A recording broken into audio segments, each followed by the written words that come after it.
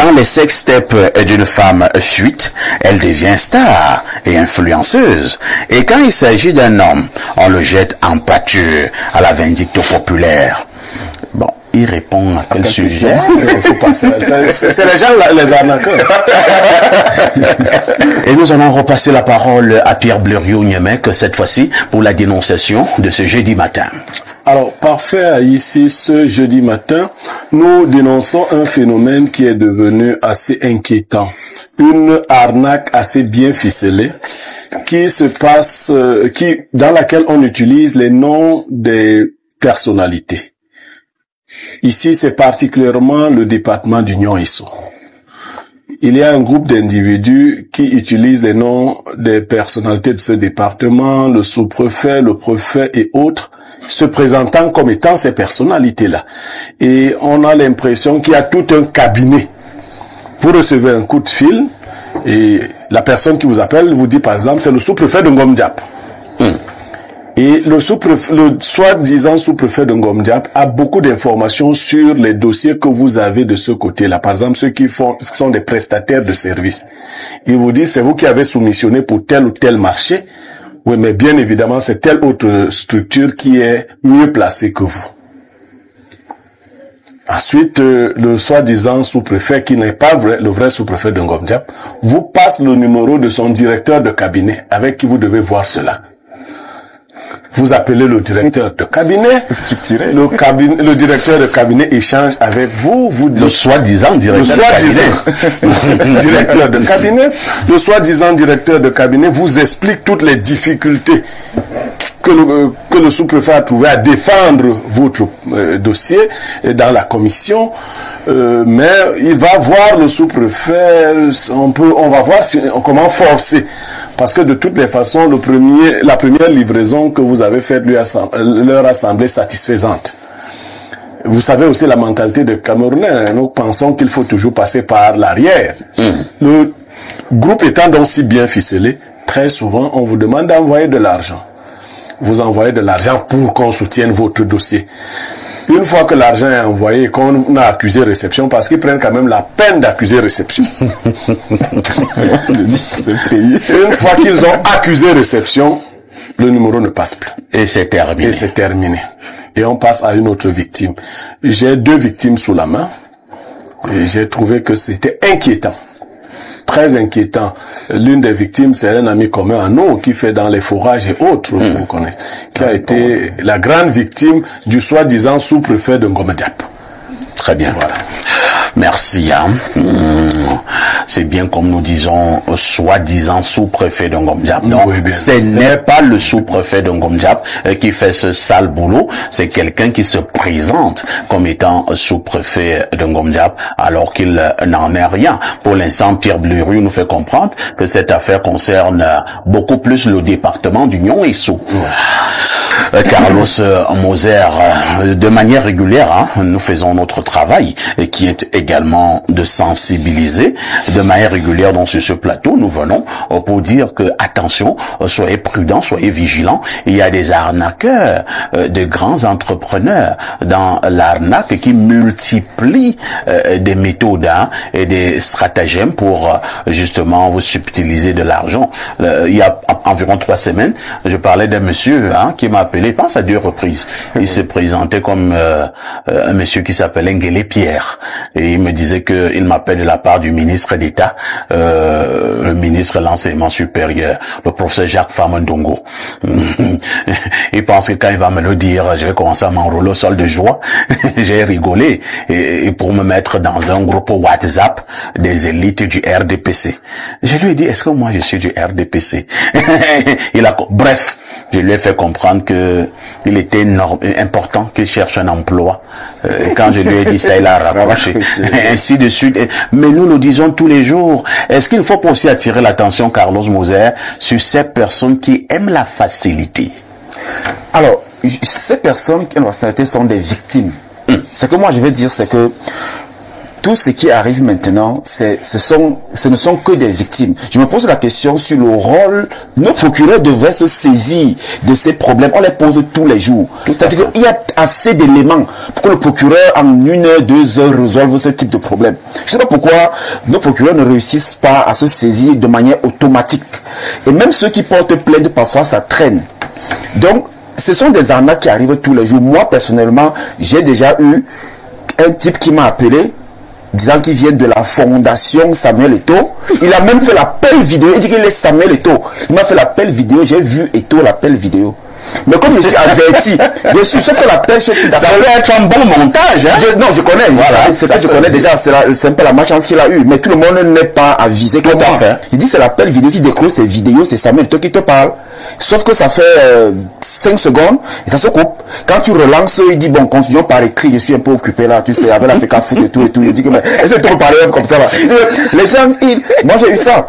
Vous savez, quand je dis que c'est le laxisme, parce que c'est une conséquence. C'est le laxisme parce que les gens, lorsqu'on critique, lorsqu'on dénonce comme ça, les autorités devraient se saisir, venir vers vous et dire donnez-moi plus, parce qu'il y a certainement plus d'éléments qu'on peut pas donner à la télé. Maintenant, on lui explique que voilà, et ils suivent.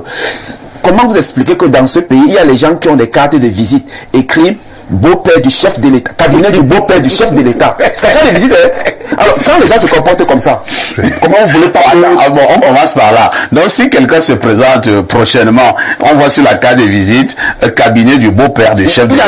Il faut qu'on... Lui, il est interpellé et entendu en lieu sûr. Ça, c'est un arnaqueur. Parce que quand il commence comme ça, il y aura trafic d'influence, et puis lui-même dans son cabinet, il va avoir des éléments dans son cabinet qui vont... Ça va personnel. Être beau-père du chef d'État, donc c'est une grande fonction. C'est ce qu'il estime. Quand tu dis qu'à faire des visites qui tu peux rencontrer le chef de l'État. Le chef de l'État, c'est son beau-fils. Donc, ça existe. On a eu ça même dans nos axes lourds. Quelqu'un qui t'appelle, il dit je suis le commandant de Boumyebel. Il y a un véhicule là qui a fait un accident et il y a un monsieur là qui s'appelle, il donne le nom de ta famille, hein. Ils ont tous les éléments, hein. Comme Bleu a dit tout à l'heure, il t'explique ton dossier qui est à la préfecture.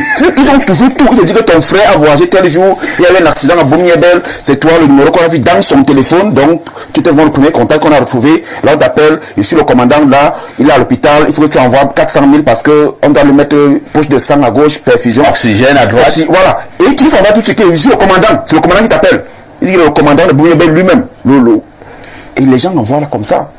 Tu vois, donc ça passe. Tu vas pas chercher toi à vérifier parce qu'effectivement, même ta famille a voyagé, effectivement, il faut faire vite. Et nous sommes en situation d'urgence. On parle d'un sinistre. Et c'est le commandant qui te parle. Il te dit ça au sérieux. Il te rappelle qu'il est le commandant. Donc, et les gens dépensent de l'argent comme ça. Les gens sont arnaqués. Et lorsqu'on dénonce comme ça, le procureur doit se saisir. Parce qu'il ne se saisit pas, ça va continuer. Ça va continuer. Très bien. Pierre Bleriot, Niamey, une fois de plus, ces industries du mal sont à l'œuvre sur le plan de l'arnaque. Le département d'Union Esso est mis en exergue, même si nous ne faisons que marteler que ce sont des faux grands commis de l'État de ce côté. Que faut-il faire en pareille circonstance, en pareille situation? Alors, la première chose qu'il faut dire, Moser a essayé de décrire le contexte, c'est qu'en général, une arnaque s'appuie sur une réalité. C'est parce que les dossiers existent. Si on m'appelle moi pour me dire qu'il y a mon dossier, bon, ça va pas marcher. Je n'ai aucun dossier là-bas. Je n'ai aucun dossier nulle part. Donc, alors, pour qu'un mensonge prospère, il faut qu'il se colle à la réalité. Donc, on peut subodorer ici que c'est des gens qui vont dans ces bureaux-là, photocopient même des documents. Ils peuvent envoyer des documents. Mais bien sûr, puisque on vous décrit votre marché. Le DAO est présenté, on vous dit, voilà, vous avez eu tel autre marché. Donc, il faut premièrement en appeler à la vigilance de ceux qui travaillent dans ces milieux-là. Il y a aussi une forme d'insécurité autour des gars qui font des photocopies. Faites attention. Parfois, ici, quand vous faites photocopier votre CNI, faites attention, il y a des gens malveillants qui restent avec une copie de votre CNI. Tout à fait. Qu'est-ce qu'ils font de ces photocopies de CNI? Les Camerounais ne le savent pas. Comme chacun a le droit d'avoir jusqu'à 3 puces par opérateur, le monsieur prend la photocopie de votre CNI et se fait identifier comme étant vous. Il a donc une puce. Lorsqu'il a fini d'utiliser la puce à ses mauvais usages, en recherche, on va trouver plutôt Pierre Blériot pour l'Agnenek. Donc c'est très dangereux, il faut faire attention. La troisième chose au niveau de la vigilance, c'est parce que nous sommes dans un espace de corruption que ce genre de choses aussi prospèrent. Parce que souvent, si dans ta tête tu sais qu'on peut monnayer pour gagner, quelqu'un qui te raconte ça va en droit bien avec ce qui se fait. Vous voyez un peu. Donc, il faut soigner notre société. Elle est malade. Si elle était soignée, si ces choses n'existaient pas, comment quelqu'un pourrait inventer le fait que, voilà, on va sortir en disant non. Quand vous recevez un coup de fil, mettez les émotions de côté. D'abord, oui. J'ai reçu un coup de fil récemment où on me disait que un membre de ma famille, évidemment, était en difficulté. Et qu'on l'avait mis sous oxygène dans un hôpital. Vous voyez comment c'est bien construit. Il est sous oxygène, donc je ne peux pas demander à lui parler. Donc on t'a déjà encerclé. Incroyable. Mais c'est vrai que Blériot, ça fait rire. Mais comment quelqu'un peut chercher son pain quotidien en faisant du mal aux autres? Oui, mais voilà, tu es donc déjà encerclé. Et quand on te parle de ça, on dit que bon, le monsieur qui se présente dit qu'il est le médecin-chef de l'hôpital. Et d'ailleurs, c'est parce qu'il vous connaît qu'il a demandé à vous appeler rapidement. Et c'est pas lui qui va assumer les factures. C'est même une aide. Il monte dans d'un cran. Il n'a pas le temps. Et c'est psychologique. Et vraiment, on va te rappeler après. Si vous ne réagissez pas, ne dites pas après. Mais regardez, c'est bien il est. Mais parfait. Le monsieur qui m'appelle pour Eto, après il m'envoie les statuts et règlements intérieurs de la fondation Eto par WhatsApp. Voilà. C'est écrit le logo et tout, le signé. Dans ces conditions-là, si les émotions prennent le dessus, tout ce que vous avez à lui dire, c'est est-ce que votre numéro c'est Orange Money ou Momo? Vous faites le dépôt. Il dit ah bon, si vous voulez envoyer chez moi, je vous aurais donné un autre numéro parce que moi directement lui on dit le médecin chef ne prend pas d'argent. Il devient encore un sujet moral.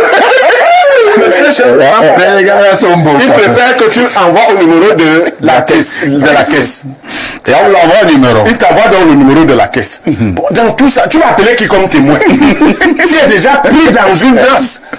La dame de la caisse qui joue le jeu vous appelle et elle vous dit que les factures sont à 195 000. Et c'est une dame, effectivement. Et c'est une dame oui. qui est donc dans le jeu. Toutes ces émotions font que il est difficile. Puisque de telles situations peuvent arriver.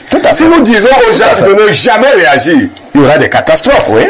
Mais comment Parce qu'effectivement, un jour, tu peux avoir un vrai appel également qui concerne un accident. Peut-être une de tes personnes vient d'être sinistrée. Non, mais là, il y aura des moyens de vérification quand même. Non, c'est là si ta personne est sous oxygène. Sous oxygène, tu vérifies ça comment? Et nous sommes à l'hôpital d'Ngambé. Non, mais il y a l'appel vidéo. Non, effectivement. Ils ont donc choisi des zones qui ne sont pas couvertes. Voilà. Là, qui t'appelle du haut d'un arbre. Ça ne passe pas. Il est allé chercher là où pouvait avoir le réseau pour l'appel. C'est à 3 kilomètres. Donc, c'est très difficile. On est dans un pays. Merci beaucoup, Blériot.